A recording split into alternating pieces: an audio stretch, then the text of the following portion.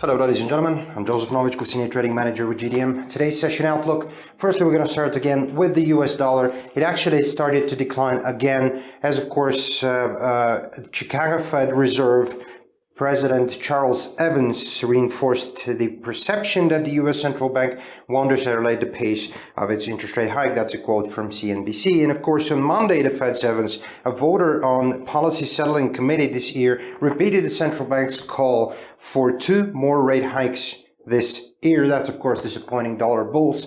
Of course, they were expecting a faster pace of hikes.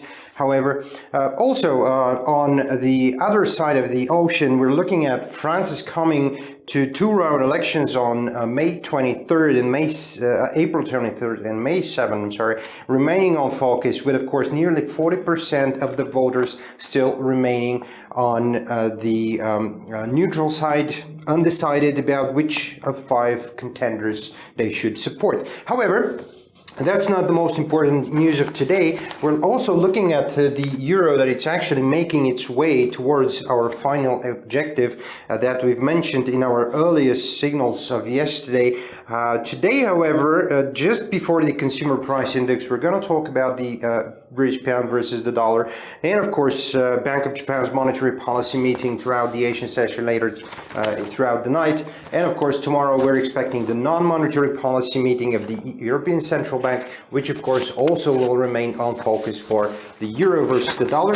And let's have a look at the charts. We're looking at the euro versus the dollar here. It's making its way towards our final objective, as we mentioned earlier, that lies somewhere around 1.0820, which of course recently broke through 1.0780, which was relatively strong resistance, as we can see, for current time period when the euro was in a range. Right now we're looking at another positive direction for the euro versus the dollar. That's mostly, of course, on the weaker US dollar, of course, which dollar bulls are abandoning their long positions on the dollar based on the Fed rate hikes, the number of Fed rate hikes. Looking at the pound versus the dollar, it's also making its way to the north. However, the resistance here at 1.24 remains quite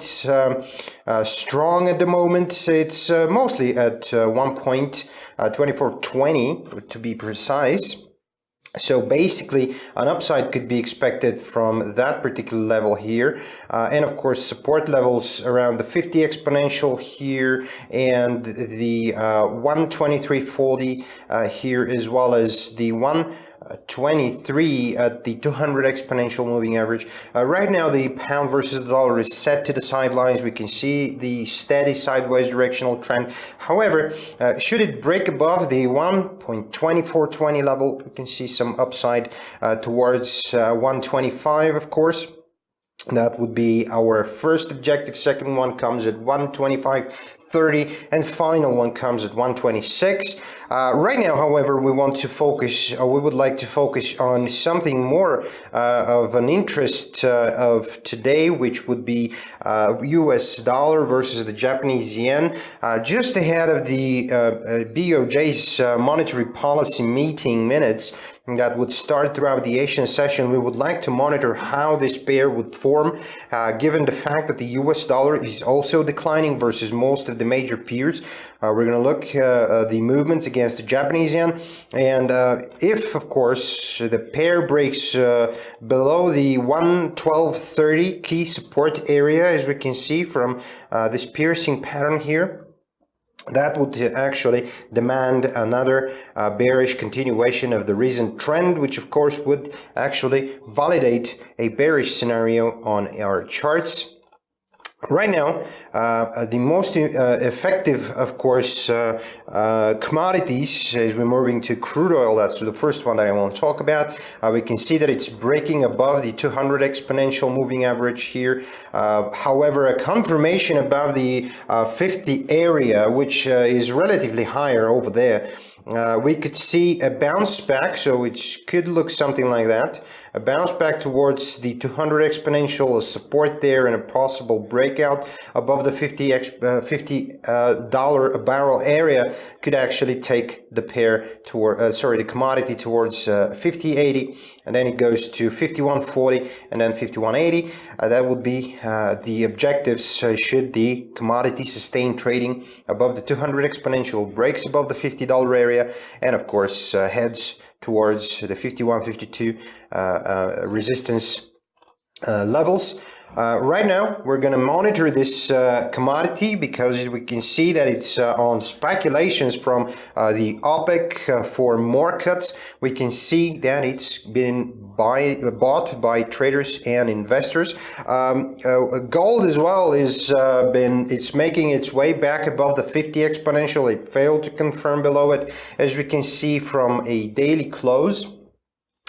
Basically, we're looking at a continuation towards our final objective from last week. It lies around the 1240 area, as the resistance is at 1242.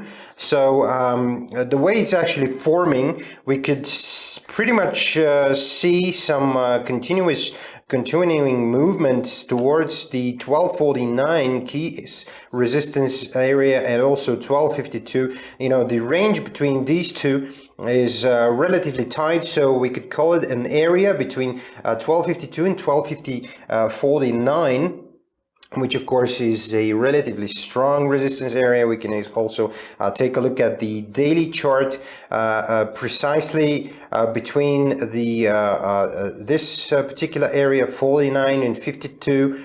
We can expect some contraction on the commodity. So right now we're gonna be monitoring this. We're gonna stay with our bullish scenario for now, and of course we're gonna monitor the other commodity, crude oil, West Texas Intermediate, for further upside above the $50 a barrel area, and of course the British pound, should it actually break above its key 124.20 area resistance area for further upside. The euro is already breaking above, so we're looking at a final target at 1.0820, and of course the US dollar versus the Japanese yen. Of course, if it breaks below the 112.3 key support area, we're looking for further downside towards 111, and of course the 110 support or the so-called pivot point area. That's all for the most important of today. Of course, like or subscribe. However, tomorrow we've got more news, so I'm going to keep you up to date again with the market of today, and of course stay tuned for more insights. Thank you for watching. See you next time. Bye bye.